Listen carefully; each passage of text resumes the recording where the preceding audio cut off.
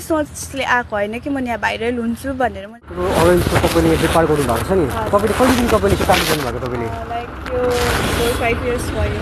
4-5 years भयो है। तपाईँले कहिले सोच्नु भएको थियो म यस्तो डरलाग्दो भाइरल हुन्छु भनेर तपाईँले सोच्नु भएको थियो? नै यो अचानक भएको हो। अचानक? मलाई पनि थाहा थिएन, यही मान्छेहरूले भन्नुभएको है। म त्यस्तो सोसियल मिडियाहरू युज गर्दिनँ नि त हो, अनि त्यतिकै अब थाहा भएको। बिस्तारै बिस्तारै थाहा भयो है। ए अनि तपाईँलाई आफूलाई तपाईँलाई भाइरल हुँदा तपाईँले कस्तो महसुस गरिरहनु भएको छ? हजुर अब राम्रै हो, मलाई खास चाहिँ त्यस्तोहरू मन पर्थेन कि, तर पनि अब भइसक्यो, अब एक्सेप्ट गर्नै पर्यो है। हजुर। अनि राम्रै हुन्छ अब भिडियो, अब भिडियोजहरू उयो गर्नु पुऱ्याउनुहुन्छ अनि राम्रो लाग्छ। तर अब घरिघरि चाहिँ अब त्यो कमेन्ट्सहरू हेर्दा है, म त्यस्तो त हेर्दिनँ, तर पनि अब कोही बेला स्क्रल गर्दै आइपुग्छ है।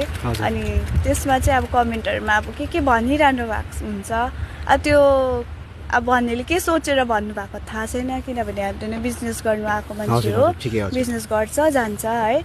अनि त्यो मेरो केही सोचले आएको होइन कि म यहाँ भाइरल हुन्छु भनेर, म सिर्फ बिजनेस गर्नु आएको, अब त्यो भइहालेको कुरा है, राम्रै हो भन्छ, अब ठिकैको छ।